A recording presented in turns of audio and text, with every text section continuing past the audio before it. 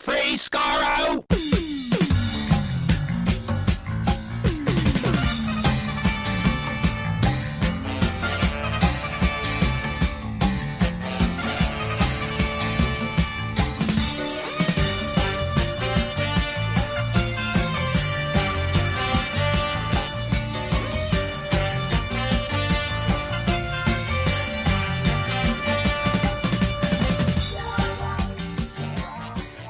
Hello, everyone. Welcome to Radio Free Skaro, episode 856. I am Stephen in Edmonton.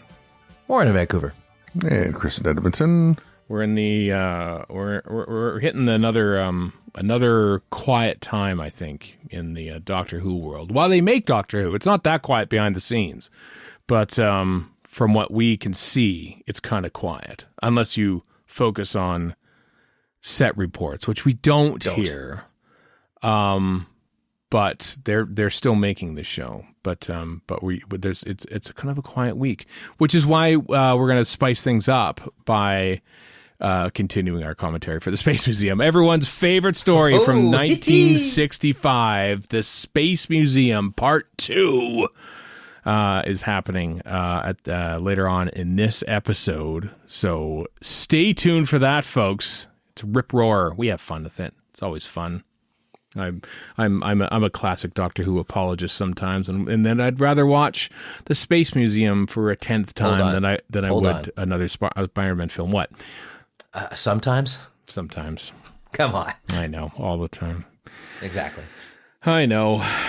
It's my shame. It's my secret shame. Right? Actually, I'm an ad just came on right now, but in the background, because it ties in with something later on in the news list. I've got that Samsung TV Plus. If you have a Samsung Smart TV, and they have like this thing called TV Plus on it, and there's a Doctor Who channel. There's a classic Doctor Who channel on there. I think it's 1428 is the channel. And I thought, I wonder what they're playing. And they're right now, as we're recording this on Sunday, June the 12th, they're playing the Daleks' invasion of Earth. So that's what I've got in the background, just playing out. Playing out. Because I have a smart TV and Samsung Smart TV, but it's 1 year too old for it. Oh, that's too bad. Thanks for nothing. Dang. Well, you have BritBox whatever. Anyway, though. But yeah, exactly. Yeah, but there's a certain. There's a certain charm to. As I mentioned, what the hell? We're already talking about it. Pluto TV is launching in Canada. This is why we bring it up.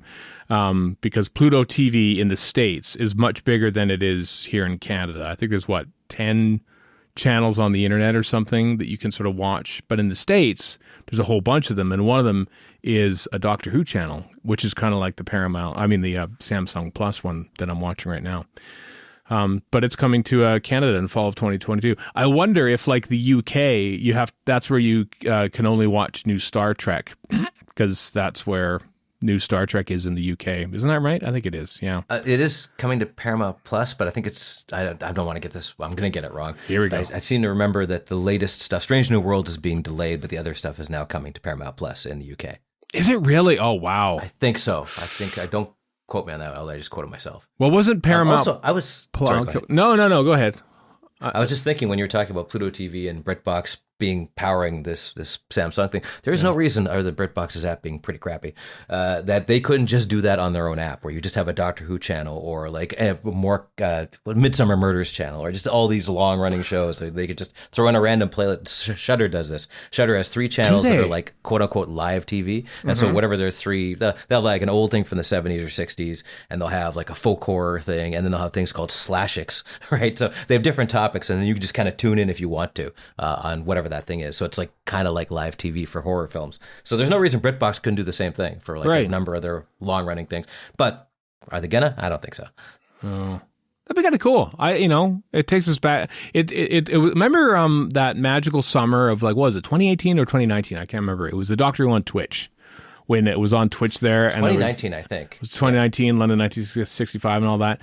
And it was kind of cool because Doctor Who's going to be on at this time. This story is going to be on, and it was kind of quaint.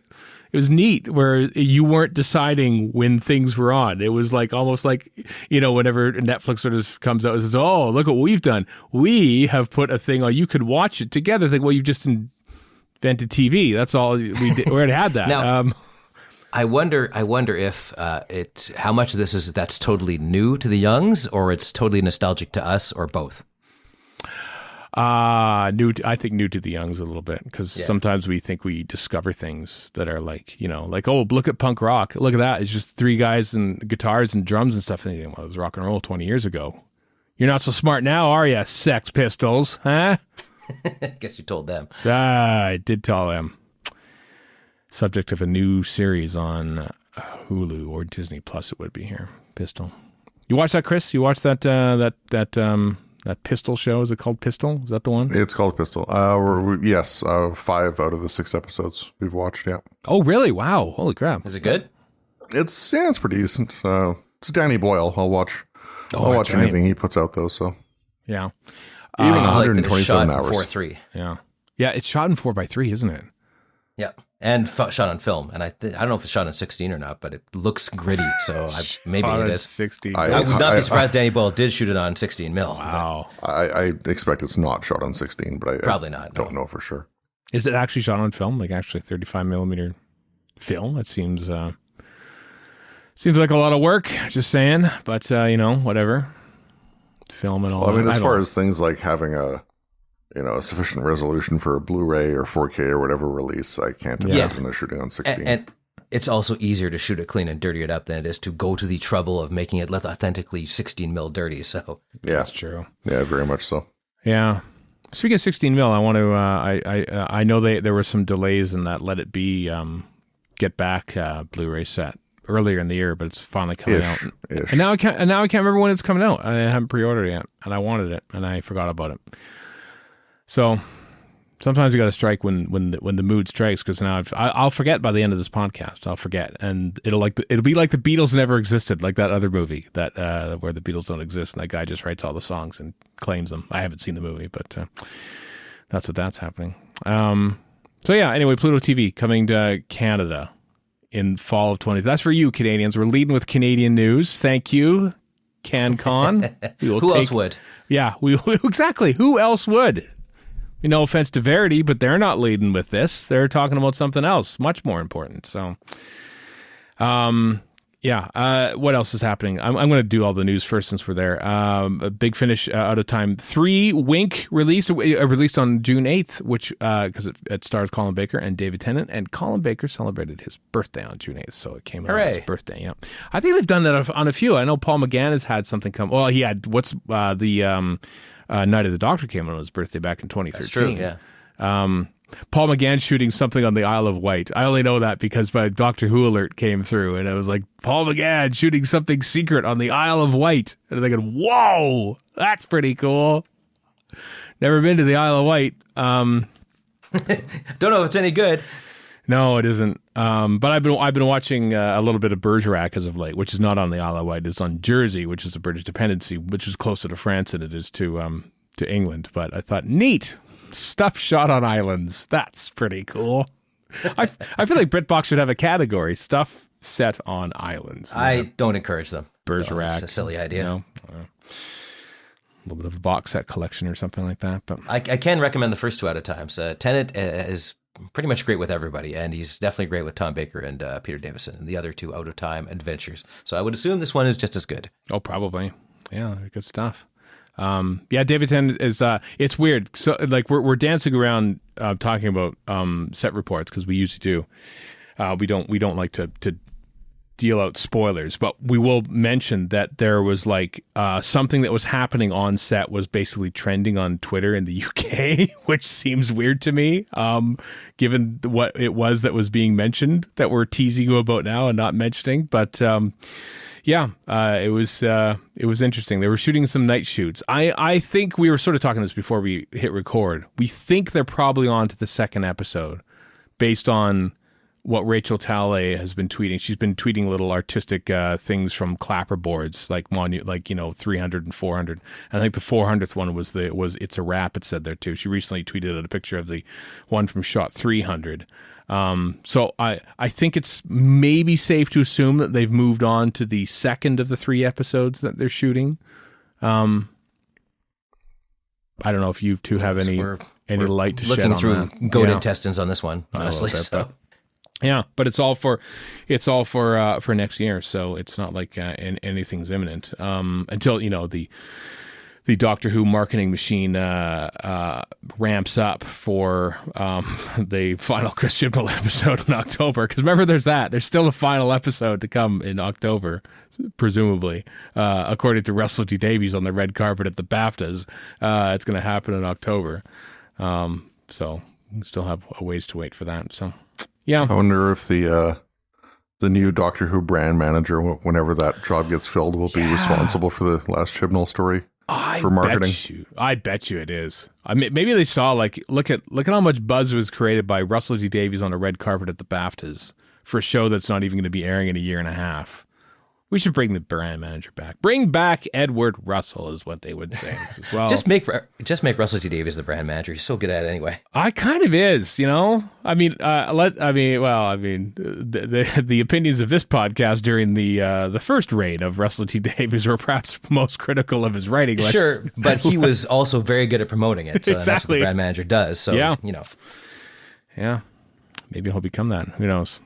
I haven't checked that post. I haven't checked to see if it was filled or pulled down or something, or because it didn't list a closing date on that post if you wanted to become the new brand manager of Doctor Who. I don't know. Interesting times. Not really at all. That's why we're starting to bank stuff for some time away. We mentioned this last week, 2 weeks ago, that we're going to record a couple episodes of Fluid Links stuff. One today. We're recording one today. After this episode, we're going to record a future episode of Radio Free Skaro, an entire future episode that will go out when we're all in various different parts of the world and stuff. Apart from Warren, you're just going to go to your local bookshop, as evidenced by Awesome. The Lego recreation of our vacation plans. If there's ever been a more true representation, I don't know what it is. Just like, I'm going to the bookstore. I should have had you crying coming out of the bookstore after reading some books. That is a motif of your own making, let's be honest here. It is a little bit. It is a bit. So, send in your Fluid Links, hashtag Fluid Links to us, because while obviously they won't get to us in time for the first one, they might get to us in time for the second one. So, also coming out this week on the Patreon feed on Tuesday is our mini-scope on Doctor Who composer Carrie Blyton. Jess Jerkovic turns up for that because we had to get a musical expert, and it's great. It's great. He even learns some of the stuff from Carrie Blyton on piano and plays them. I was not expecting that. He brought so much to the table to Jess, and it's great. So Patreon supporters will hear that on Tuesday, and it'll be coming out in the main feed in a few weeks' time. So that's what's to come on this here Doctor Who podcast, Radio Free Skaro. A couple other things before we get to the time lash and then the hotly anticipated Space Museum commentary. There is Terrence Dicks, A Celebration is happening at Riverside Studios in London on October 2nd, Sunday, October 2nd. It's a whole event, £40 for the booking for the thing. It's put on by the Doctor Who Appreciation Society to celebrate Terrence Dicks. Confirmed guests include Nicholas Briggs, Paul Cornell, Peter Darvill Evans, Prentice Hancock, Nigel Robinson, Edward Russell. Look at that, the former brand manager of Doctor Who. Emma Reeves and Gary Russell will all be there to celebrate the life and legacy of one Terrence Dicks. So that's pretty cool. Riverside Studios, which of course is where they shot Doctor Who when Terrence Dicks was not working on it, but that's kind of neat. And last thing, also where they just had that Verity Lambert blue plaque, wasn't it? Oh yeah, oh, cool. That was a couple weeks ago or something, wasn't it? And Stephen Moffat and Boris Hussein were there to unveil it with that tiny little curtain thing. There it is. And there's the blue plaque. I don't know where that was. Was that Riverside? That's where it was? At Riverside? I want to say it was, yeah. Okay. It was pretty cool. Good job, Verity Lambert. Got yourself a blue plaque. At Riverside Studios. Never been to Riverside Studios. Never been to Ealing Studios. I didn't want to go by BBC Television Centre when we went there because it was being turned into flats. Chris, you went to BBC TV Centre, obviously, because you saw tapings there, didn't you? Yeah, I've been inside there a few times now. Nice. Yeah. Back in the day, but yeah. Yeah, not anymore. What a shame. But they still shoot Top Gear there. At BBC Television, what? Really? And the and the Amazon version, you mean? No, that's the Grand Tour. Oh, real Top Gear. Actual Top Gear. Yeah, no, they use the front part, like the courtyard and such for Top Gear.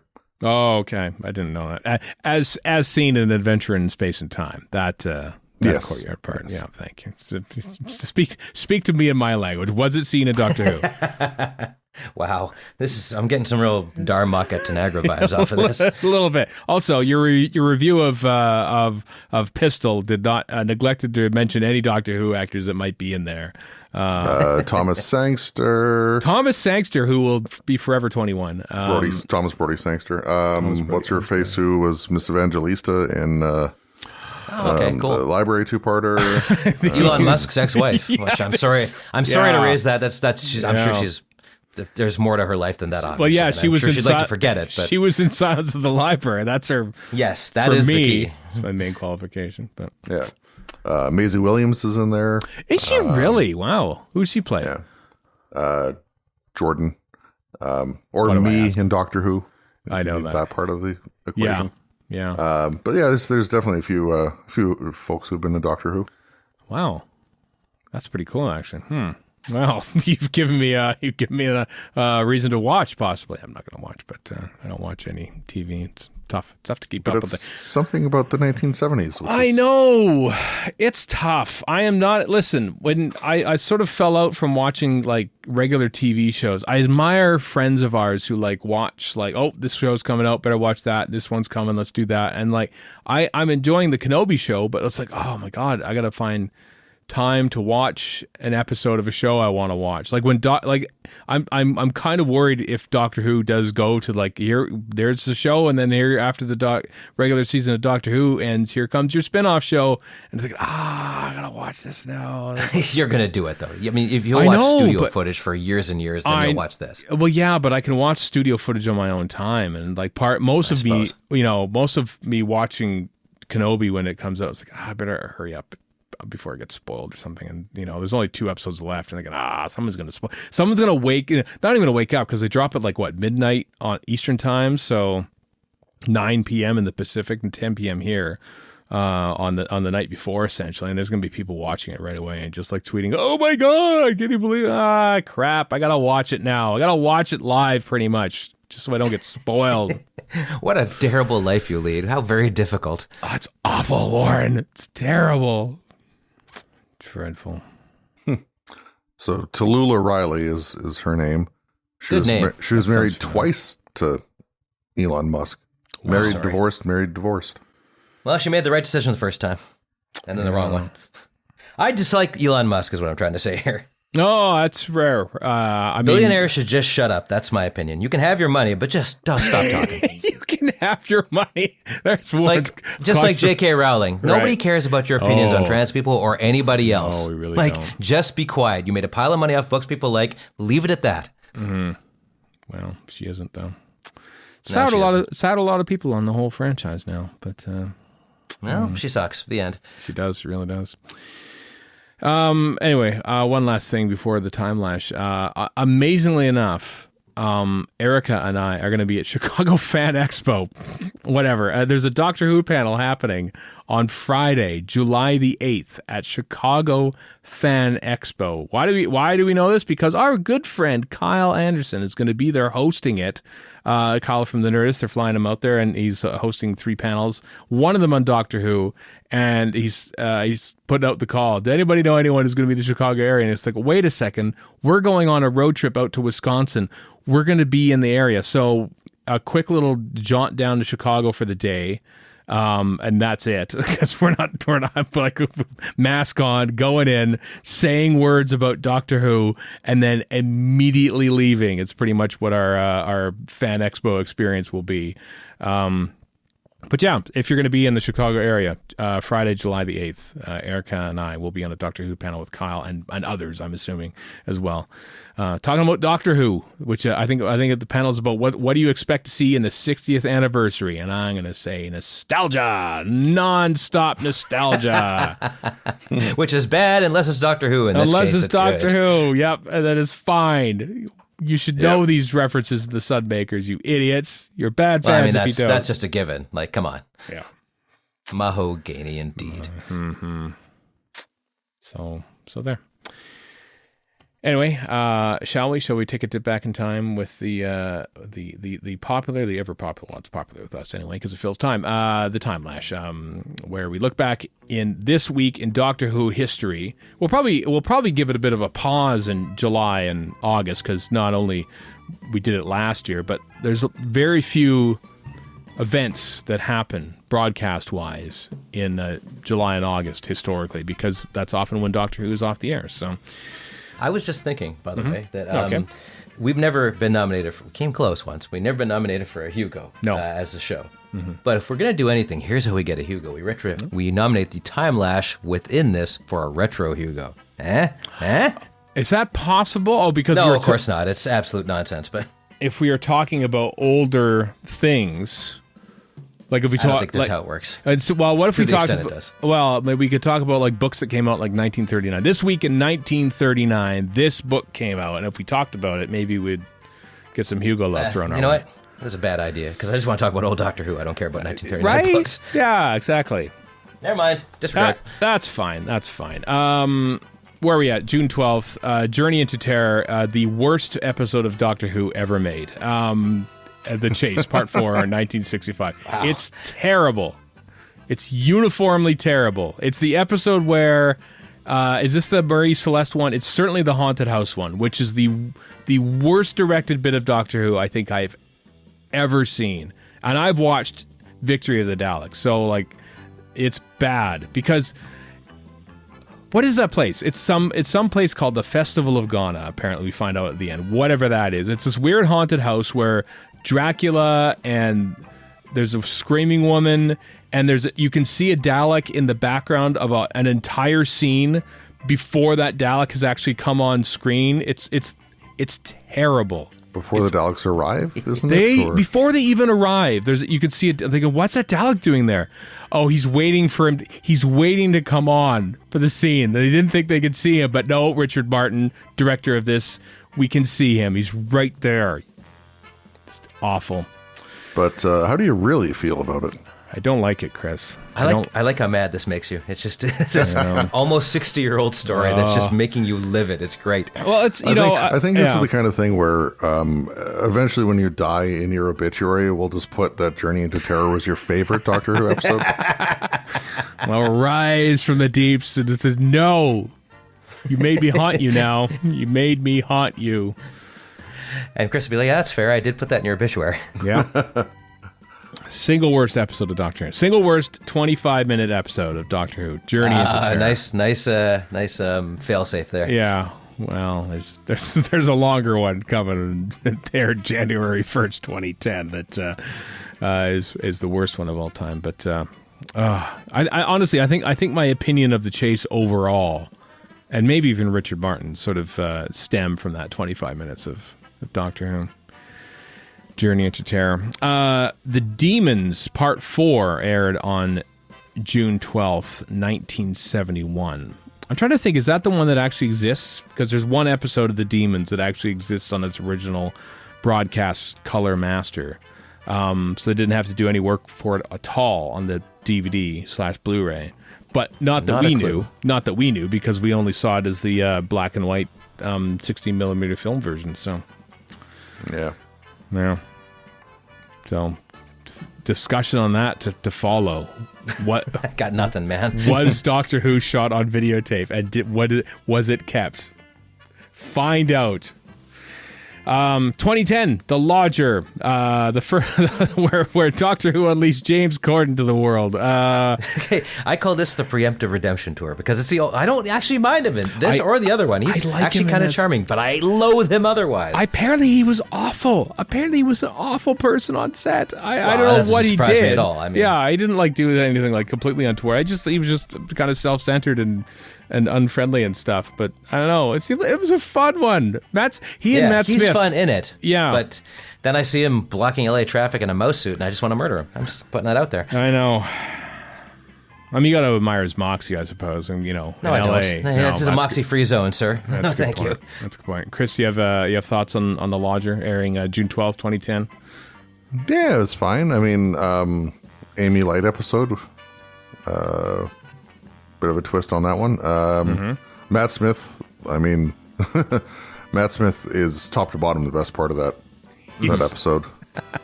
He is so phenomenal. Whether it's the football scene or whether it's just memory transfer by headbutting James Corden or like it's good job. He's just far and away the best part of that episode. Yeah, I have to put you on hold. I'm about to eat a crumpet or something like that. Like, God, comedic genius. Tasting the wine when he spits out the wine. I thought, yes, which he then continues in later ones. Yeah, was this? I don't remember. This is the first time that happened. Yeah, he does it in Impossible Astronaut. So I thought it'd be more like the gums, wine gums. You see, yeah, guy's good, so hilarious. This is kind of like a note comedy too, and we see him. It's just it's good. I mean, I was no fan of Love Saves the World at the end, because that was a bit too schmaltzy for my liking. But yeah, that's true. But they do that twice too, don't they? It's love first, and then the next one in the closing time, it's like a father's love saves the world as well. Yeah. Anyway, Chris, you were saying? Oh, I was going to mention the big janky time detector thing that puts the one in Time Monster to shame. which is no mean task. Oh yeah, with the umbrella in there and stuff. That's right. I forgot about that. It's even more outlandish though. That's the thing. It's weird, isn't it? Because you play it for, well, I mean, they kind of play it for jokes in the Time Monster, but it actually doesn't do anything. Because like the master like dismantles it in like 3 minutes. Much like the Time Monster. Yeah. Anyway, also Meglos was originally going to be the villain in the upstairs, the main villain of the thing, but they changed it. Yeah, that's Meglos. Right. Zolphathurn. Was it Meglos or was it just Zolphathurn? Maybe it was actually proper Meglos. I don't remember. Either way. Yeah, that's Alpha Centauri level referencing, really. Nobody but us cares. That is a little bit like, it's a cactus. No, it's not a cactus. It's a Zolphathurn. You should know this. Get it right. Get it right. So angry. No, I'm taking away your supper. No supper for you. Imaginary person who I'm punishing for not knowing who the last Zolphathurn is. Good God, we're sad. So sad. So sad. The Aztecs wrapped up 1964, June 13th, with the Day of Darkness, with the Doctor accidentally proposing, and there's a bit of a sweet scene where he like puts the ring back and says, you know what, I'm going to grave rob anyway and take it because it means something to him that he met Kameka and never mentioned her again. It's kind of weird. In a way, it's weird because they never really mentioned her in now that we know that the Doctor is married at some point. They never mentioned Kameka even in passing, that perhaps, I was engaged once, but maybe he was engaged a lot. By the time the modern series comes around, it's like, yeah, come on, we're at the point with the modern series where there's deep cuts to the modern series. A deep cut to the Aztecs is going to go over everybody's head. That's true. It's very true. Good episode, though. Good story. The Aztecs. So this is interesting because I think where Journey into Terror is the worst 25-minute episode of Doctor Who ever made. I think Inferno Part 6, airing June 13th, 1970, might be the best. Because it's the last one set in the mirror universe, so to speak. And like there's just a building sense of complete doom. Everyone knows everyone knows they're going to die. And then the cliffhanger, it's like, oh my God, it's lava and everything. It's just like the tension that builds up in that thing. It's staggeringly good. Inferno Part 6. So much so that Inferno Part 7 is kind of like, oh, well, I guess they saved the day, but boy, oh boy. No, it's still good. Like the tension does pay off. But it does. Nothing touches this episode with because it's Doctor Who, you're like, well, they're not screwed. Oh, wait, they are. Holy crap. Screwed. I know, yeah. You think they're just going to save him, but they aren't. Everyone dies. Everyone dies. The fight between, listen to that. You're going to end your lives fighting like animals. Like, oh, God, it's grim. It's so wonderfully grim, Season 7 of Doctor Who. It's perfect. If they live like animals, they'll die like animals. I was waiting for that. And you delivered. Did. Probably shot around this time in 1989, actually, now that I think about it. I think. Shot close to summer. Anyway. We don't do that. We don't cover that because we don't have a database of shooting dates for Doctor Who for the most part, so we haven't talked about that.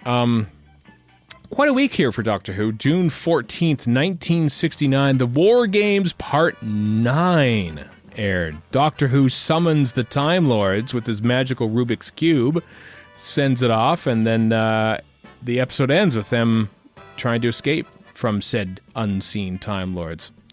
What a cliffhanger. Watched by like 4 million people back in 1969. Never again.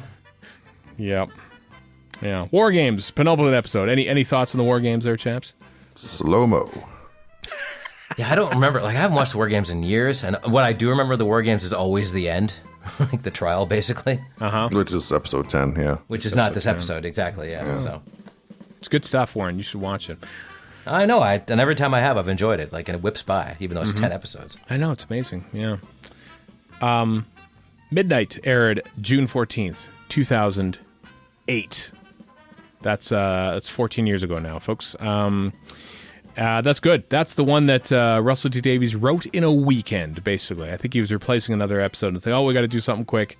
How about Doctor Who is stuck in a bus for an hour, and he has to convince people that he's a hero or something like that.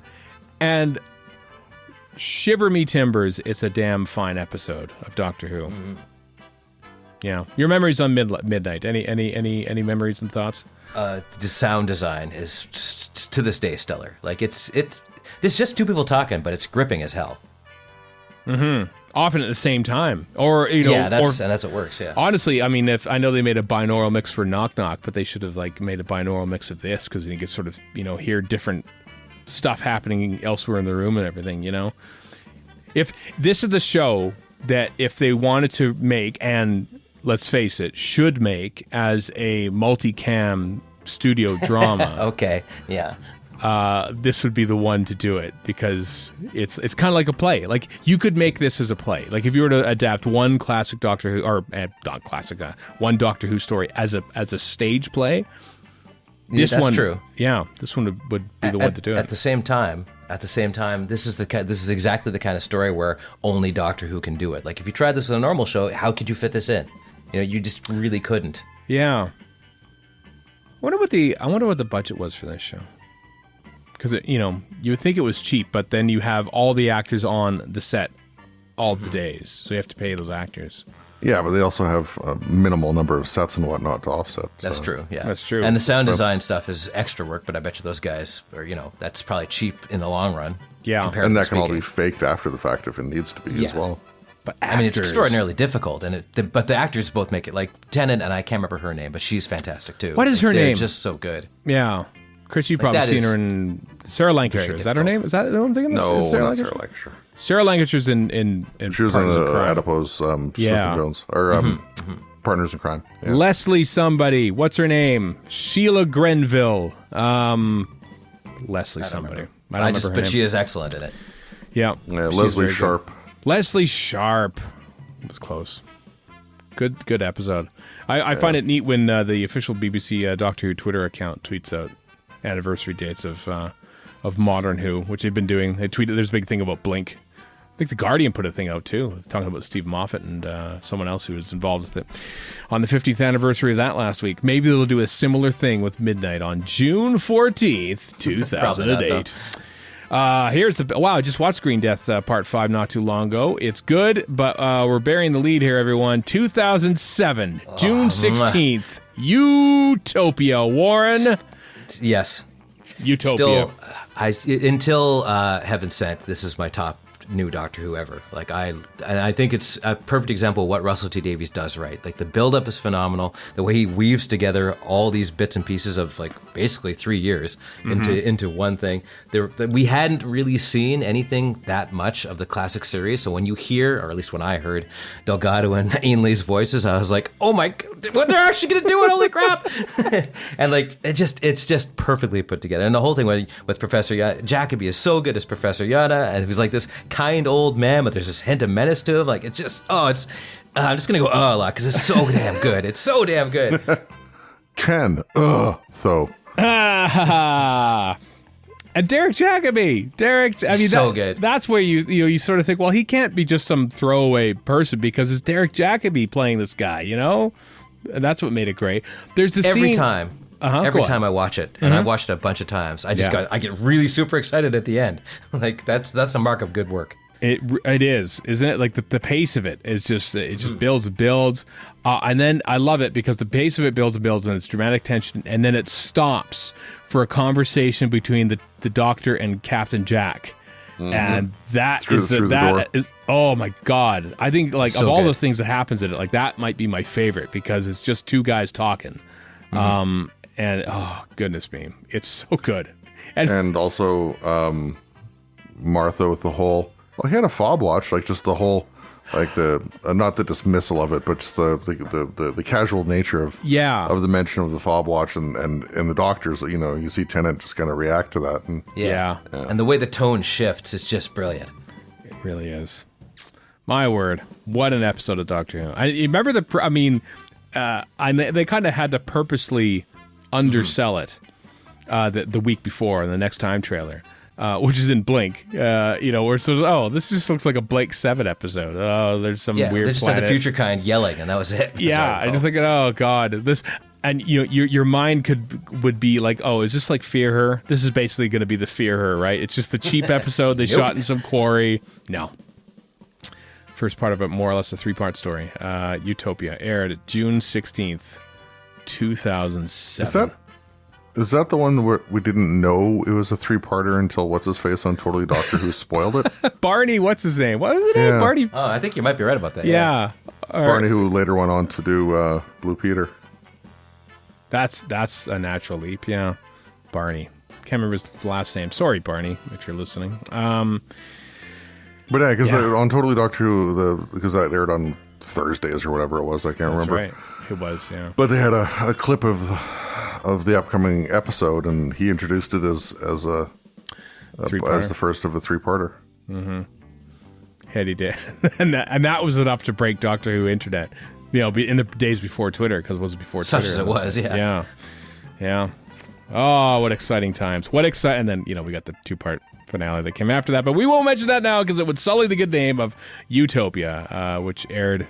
Well, part of it would. Yeah. And even then, it's Last Time Lords, great, but it's still better than I remember it being. We'll get there. Well, yeah, 2 weeks from now we'll talk about that. We'll get there, yeah. June 17th, as I look through, look at that, the Time Monster aired, part 5. Time Monster and Love and Monsters both aired on a June 17th. How about that? Love and Monsters, there's another one which had a lot of stuff going into it that we were completely subverted by, because that was the first proper Dr. Light episode. Once everyone heard what it was going to be, this episode about someone who loves the Doctor and the Doctor's going to be barely in it, the internet, such as it was at the time, collapsed in and on itself. And then, I don't know, I still think there's divided camps on this. I think we fall on the side that we love it, though, right? I love it. I think it's like, there's so much to like about the ELO music, the story itself. The Absorbable Off sucks. Let's just get past that. The Scooby-Doo thing at the beginning sucks. Yeah. Let's get past that. The indictment of fandom, which is completely spot on, by the way, is great. And just that last quote is brilliant. I love it. I get choked up just thinking about it. That's a great quote. Mm-hmm. Yeah, Chris, your thoughts on Love and Monsters aired this day, June 17th, 2006? I like it more than I did on first viewing, I guess. I don't know. To me, it's always going to be the one with the paving stone oral sex joke. So that's something you can't get past, Chris. Yeah. Although, to be fair, most of the internet can't either. So most of the internet can't either. So you're not alone in that one. No. Yana was Utopia. I get it. That's boo. I get it. Congratulations. It's an episode that kind of feels like, well, we're not sure.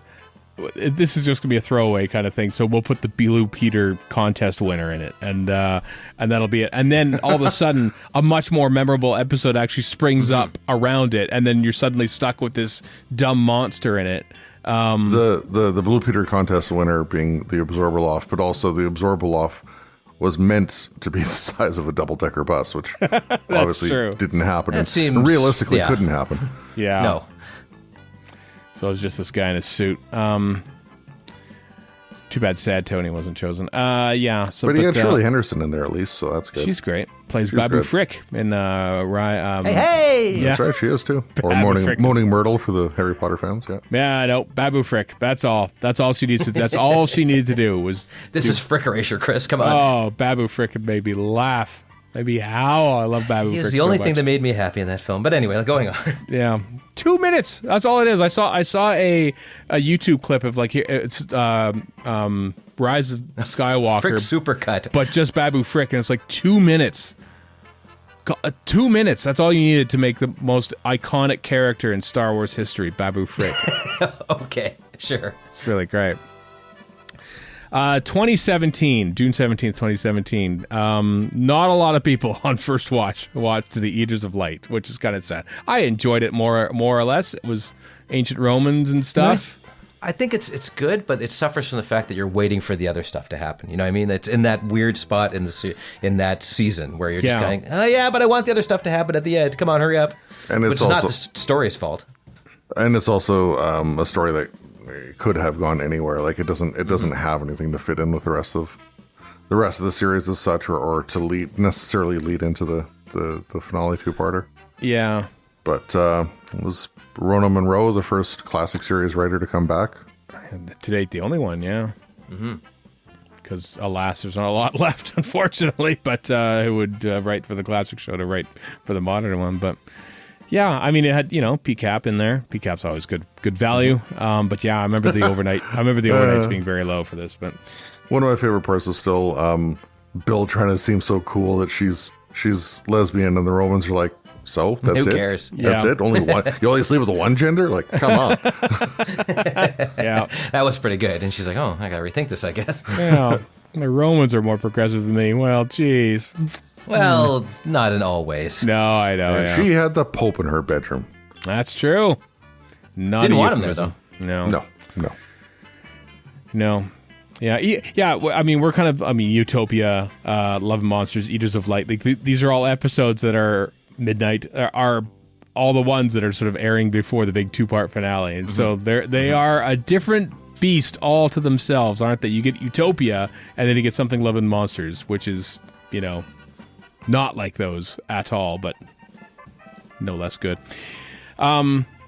Stephen leaves on Saturday, June 18th, 1966, at the conclusion of The Savages.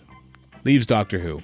Never to work in TV again until Blue Peter, amazingly enough. Apart from maybe the odd thing here or there. So, pour one out for Stephen. I quite like Peter Purvis as the character of Stephen, and he was obviously the best named companion. And he leaves in footage that you can actually see, because somebody in the 1960s was obviously a Peter Purvis / Stephen fan, or Peter Purvis Stephen / fan, and took 8mm home video of the closing moments of his time on Doctor Who. So you can still enjoy moving footage from that.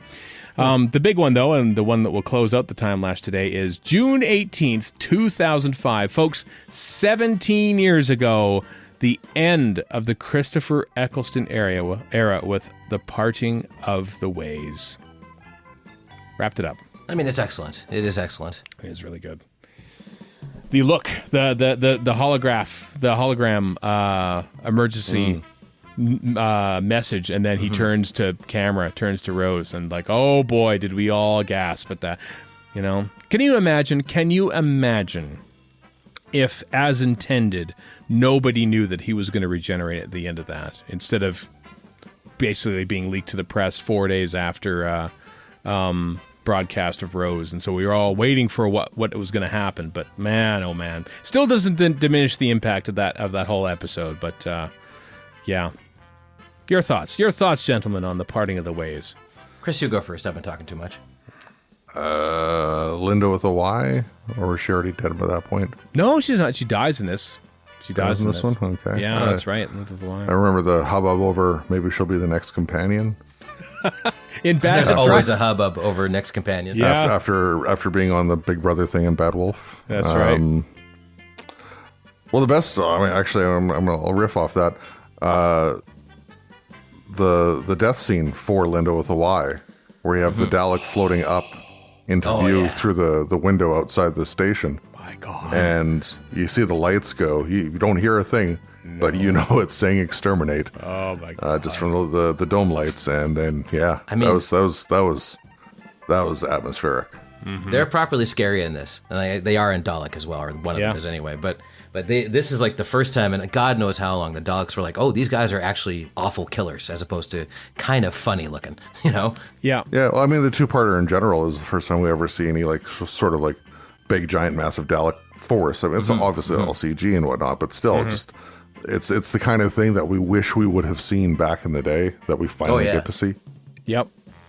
It's the dividing line, you know. Basically, they make 3 Dalek props in Classic Who, and they make 3 Dalek props in Modern Who, but they have the CG technology to create an army in space, and that's the only difference, really, you know? Well, and the great thing about it is that now that CG has aged, and we've got the best of both worlds, now we've got a clunky, giant Dalek army. We got everything we ever wanted. Yep, exactly. And the matte painting Dalek Emperor. That's true. He was too, wasn't he? I don't know about you guys, but when he said, "Oh, we are basically just a bunch of human detritus churned together into Daleks," I was like, "Whoa, that's horrific!" Yeah. God, didn't see that coming. No. Remember all the speculation leading up to this when they had the trailer, and they released like little mini clips, like 5-10 second clips on the BBC website for 5 days. For 5 days in advance, yeah. And everyone was going, "Who is that voice? They survive through me." And everyone thought, "Oh, it's Adam. It's Adam, or it's Davros, or it's just a bigger Dalek." Yeah, you have to wait 3 seasons for that. Yeah, it's just a bigger Dalek. That's pretty much all it is. Well, the Emperor Dalek coming back is pretty cool in and of itself, because when's the last time that guy showed up, other than Davros pretending to be him? That's true, but honestly, I mean, he could just it's an emperor. It's like he probably won the election, the Dalek election. I am your new emperor for one more time. And sadly, I gotta admit, a part of me did say, that's not the Dalek Emperor. The Dalek Emperor is much taller and thinner. What is this? This is wrong. Based on Doctor Who Celebration and nothing else. Why is this not being shot on Ealing Film Studios? This is wrong. And I was both elated and ashamed at the same time. That's life as a Doctor Who fan right there, Warren. Yeah, pretty much. Elated and ashamed. One man's Doctor Who journey by Warren Fry. You know, if I ever do that would be a great title for it. Elated and ashamed. Oh, well, just like us in this pod. Oh, not yet, though. Just wait how elated and ashamed we are when we do our classic series commentary for Doctor Who, The Space Museum, Part 2.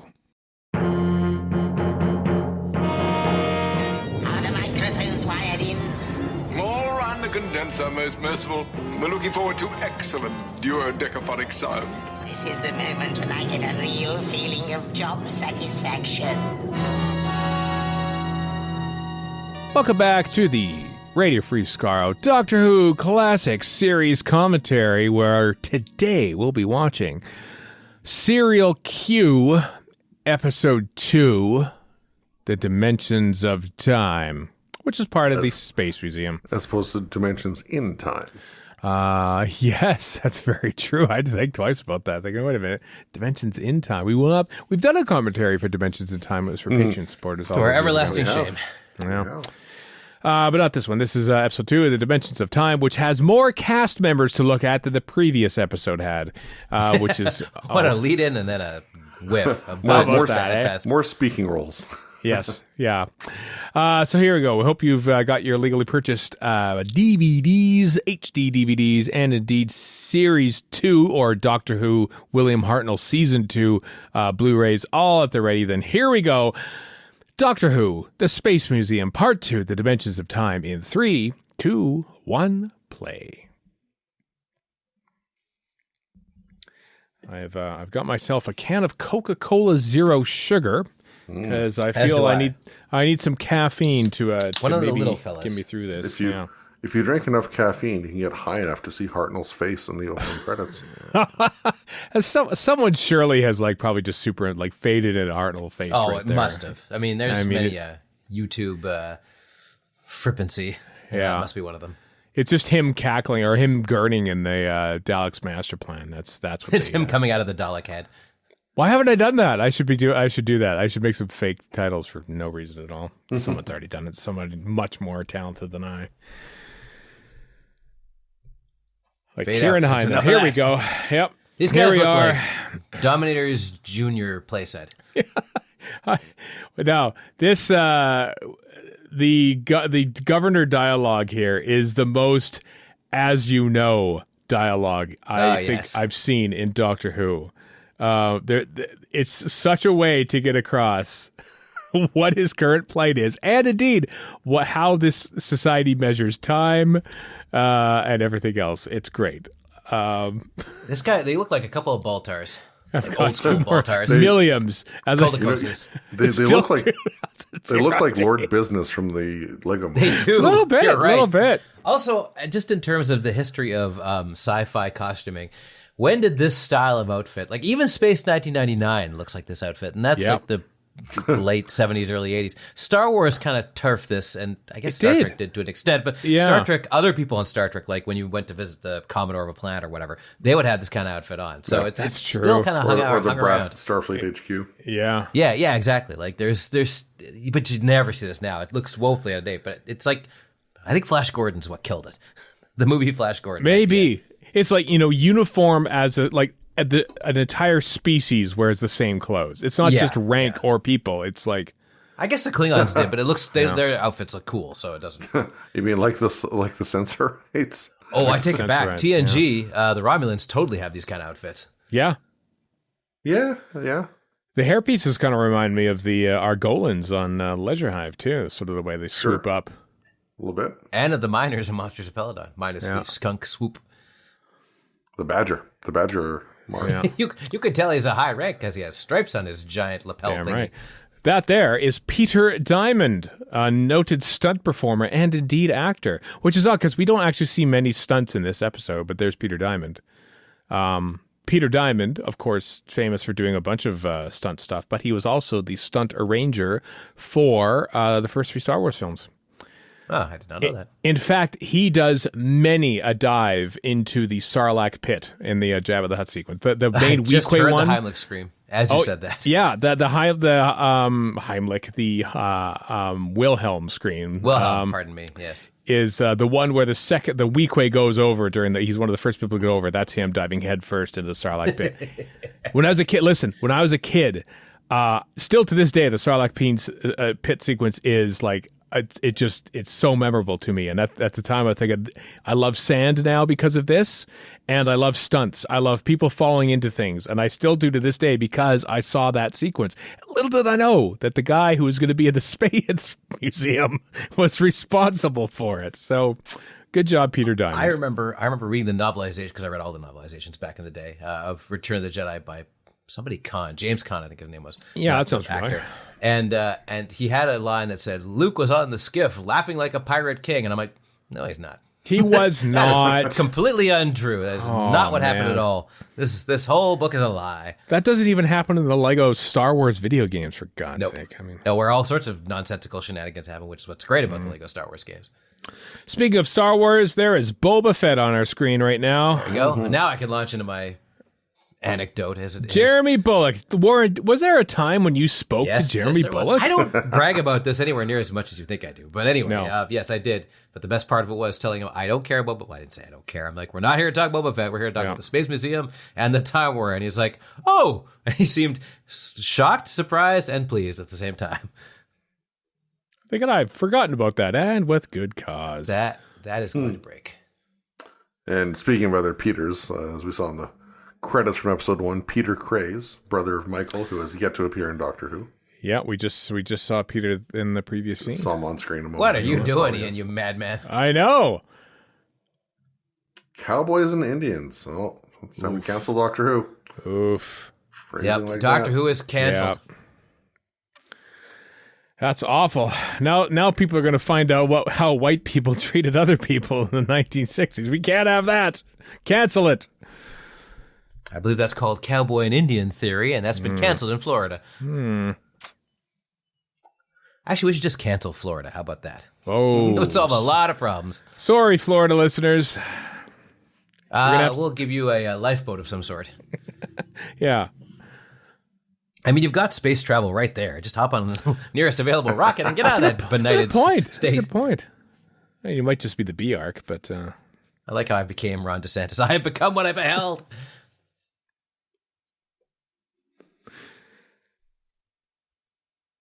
Yes, it is a difficult problem, Doctor Who. Maybe you shouldn't be wielding that probably violet gun.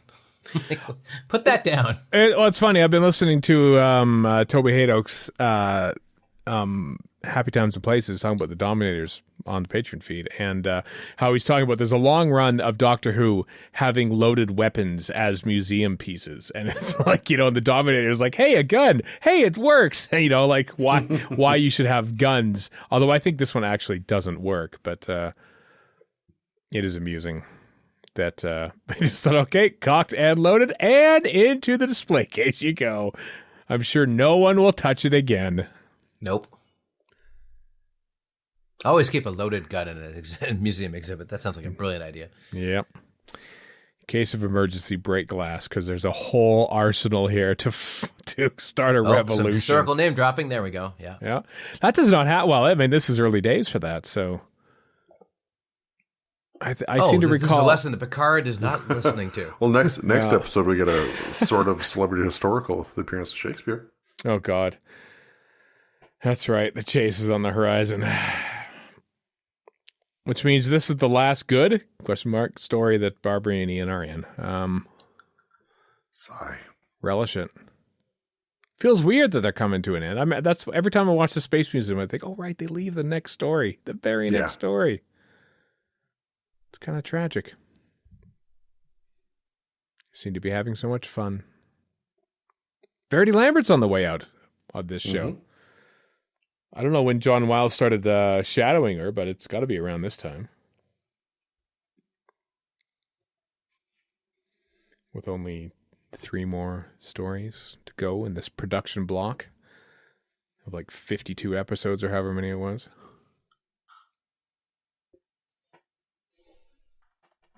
I mean, they're fun. I like this TARDIS team. Have to confess, I like Vicky better than I like Susan. We've had this, we've talked about this before, but I feel like Vicky's a little more independent, whereas the Doctor's a little more paternal to his actual granddaughter, and so he's often taken out of the story by having to protect Susan, whereas Vicky is a little more of a goer. Vicky also vanquished. Vicky was also so there's that. Yeah, Vicky was also a little more engaged. In general. Plus, despite the fact that Susan's from Gallifrey and Advanced and all this kind of stuff, Vicky just seems more knowledgeable. Yeah, that is odd, isn't it? Well, that's called not knowing how the hell they're writing this thing yet. Yeah. They didn't really clearly know. Susan coined the term TARDIS. And, yeah, of course she did. Nobody else did. She may. In fact, I believe a name of the Doctor at the very beginning in a deleted scene. Why would anyone steal a... Who invented this name? Ah, yes, Susan. Yeah. It's Susan, granddaughter it's who? Always Susan. Yeah. We were going to call them Chazwazzers. That is a hell of an ornament he's got on his desk. A big, tall, looks like a theremin or something. Hell of ornaments he has over his eyes. They are walking down the exact same corridor that just came through in the previous. Yeah, on tables from the Sensorite. Speaking of reused scenery and stuff. Are they now? Yep. And here's some actors. Oscilloscopes or whatever the heck those are. And here's some actors that will future be recycled into Doctor Who as well. So I know it's necessary, and it's not just this show; it's pretty much any show. But the close talking always gets to me. It's like, right? I know it has to happen that way. Is that a COVID thing? No, it's always been like that. It's just they're so close to each other, and I know they have to be composer for 4/3 and all the rest of it. But it looks so weird once you notice it, you can't unnotice it. Well, especially like, you know, some of Graham Harper's shots in Caves of Androzani when it's the Doctor and Sharaz Jek. I think, are they going to kiss? I think they're going to start something here. But there it works because Sharaz Jek is so damn creepy, so it kind of that's true. That. But here there's just people, you know, talking. Yeah.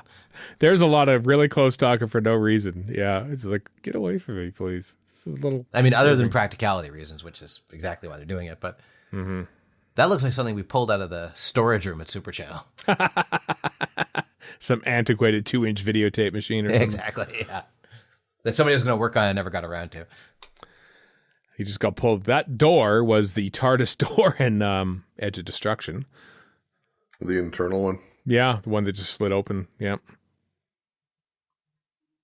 Oh, I think he's faking it. Are they wearing like Chucks? I think they are wearing Chucks. Other brands of shoes are available. Yeah, you could tell Jeremy Bullock's the leader because he always has his hands on his hips. Oh, yeah. Plus, he's the tall one. He is the tall one, yeah, so that's definitely it.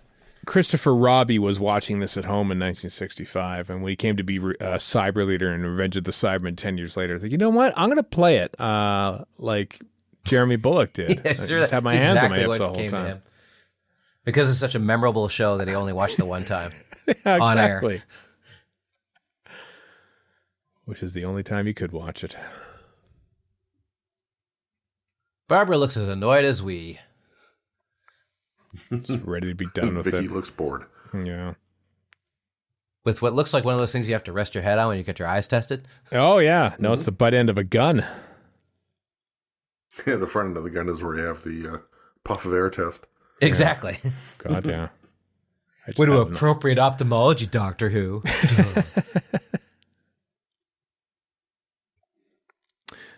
That's some good bored acting from Maureen O'Brien. That is some good stuff.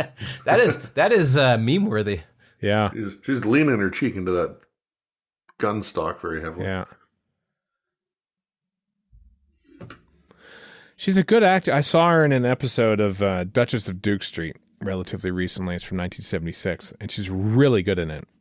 In a much more dramatic role. I'm shocked to hear that you've been watching 1976 TV. I know, amazing. Just to see Doctor Who actors and stumble on Maureen O'Brien, and she's really good in it.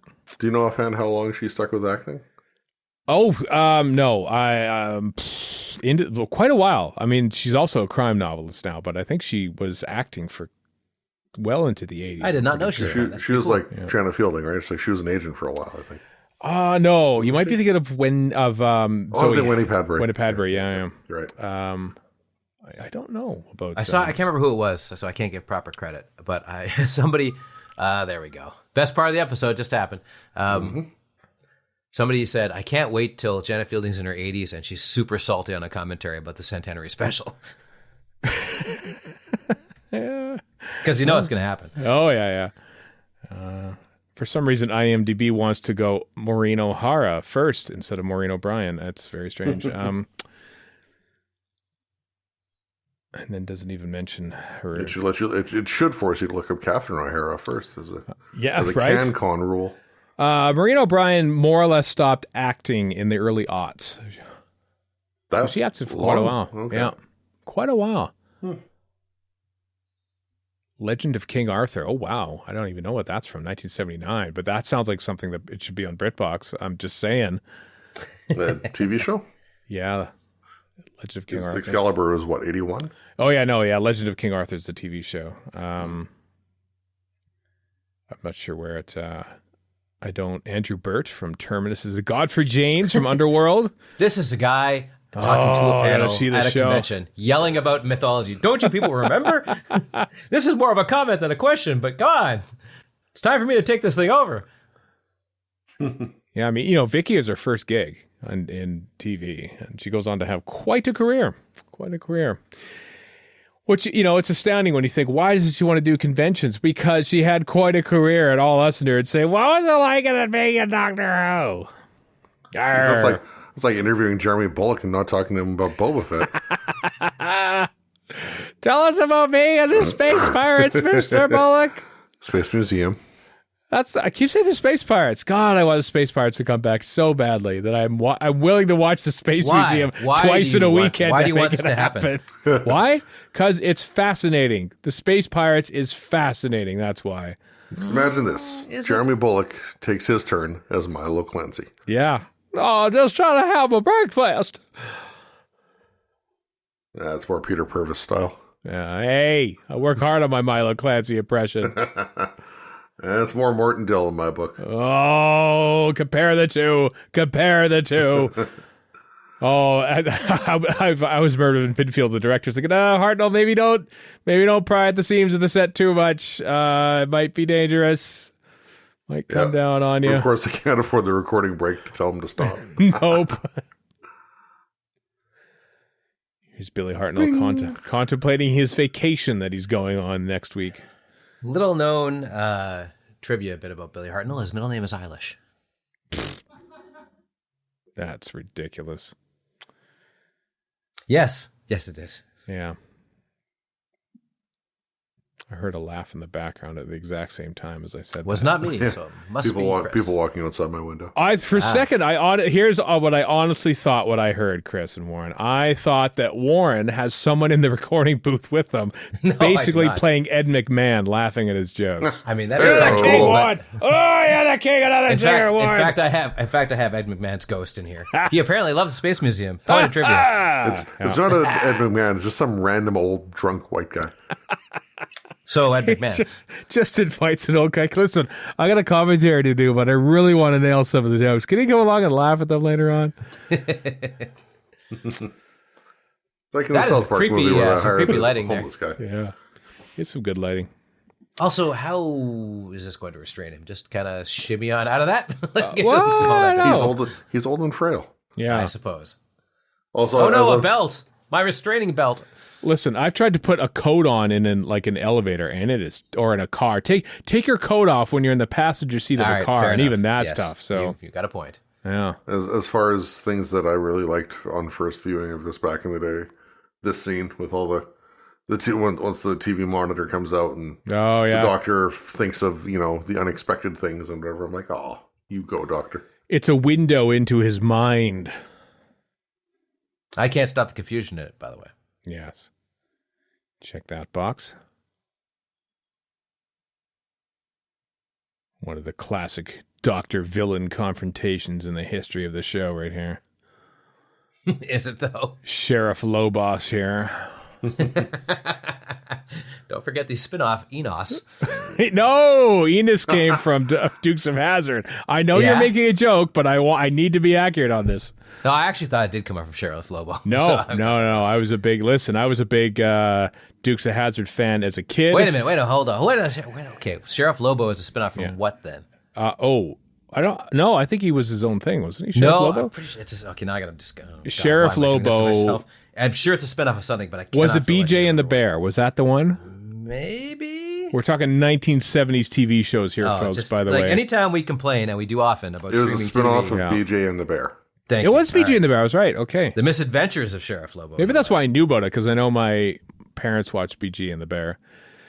I don't think I've ever seen a BJ and the Bear. BJ and the Bear. It was absolute garbage. But it didn't feature a bear. Was that the one with Freddie Prinze? No, Freddie Prinze was long dead, I think. By that point. He was in the show in the 1970s. Oh my God, The Prisoner. He's thinking of The Prisoner 2 years before it happened. He wrote The Prisoner. William Hartnell, Doctor Who, wrote The Prisoner. Anyway, for all of our complaining about streaming, and there's plenty of reason to complain about streaming. Yeah. Has anything as bad as BJ and the Bear ever graced the shores of Netflix? I'm not sure that has. I know, and TV was nothing but that crap back in the day. know. We like to forget about all the garbage that was out there. This is the great thing about watching stuff from the past, is that we pluck out the things we like and completely ignore and forget and hopefully erase the things we didn't. But it all is out there. It all exists. There's a YouTube channel, which I subscribe to, and I can't remember the name of it. It's like a string of numbers and letters.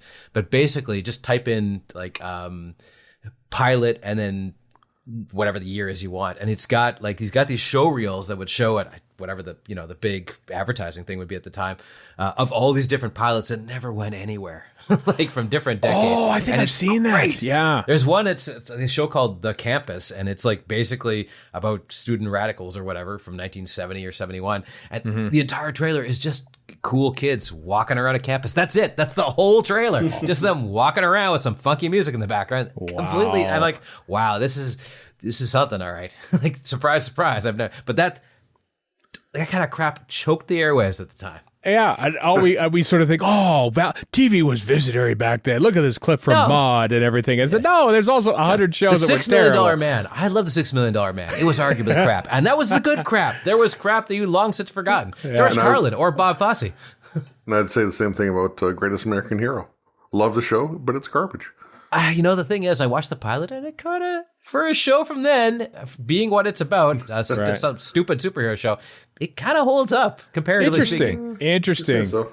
That's a show that's available everywhere. It seems to have rights seem to have expired, and they're all on all the free, Tubi and Share. Yeah, it's definitely on Amazon because that's how I watched the premiere, and I'm like, it's definitely a show from 1982 or whatever.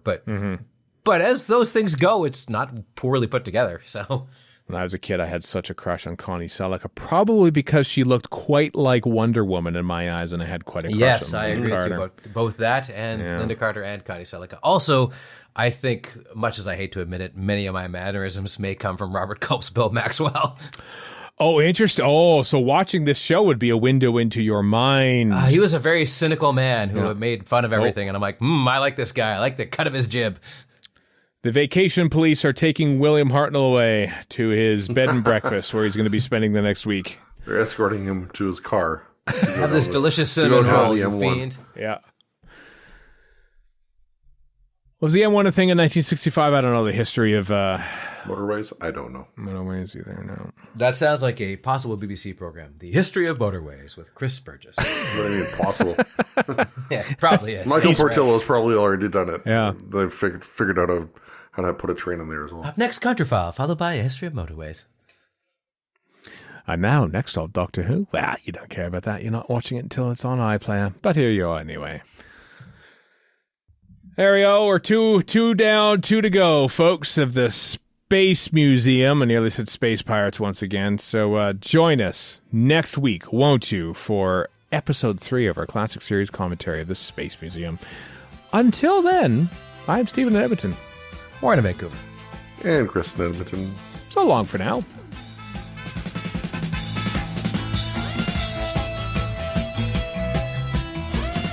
You've been listening to Radio Free Skaro. Find us online at radiofreeskaro.com. Follow us on Twitter and Tumblr at Radio Free Skaro. Subscribe to us on iTunes and donate to the show at patreon.com/Radio Free Skaro. Thank you.